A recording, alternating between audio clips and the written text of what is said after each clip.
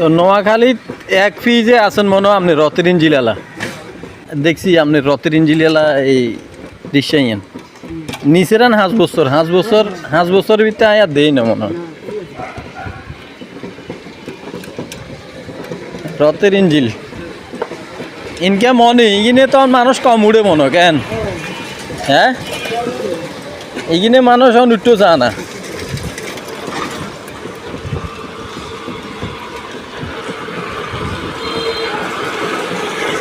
এনে অনি মোটামুটি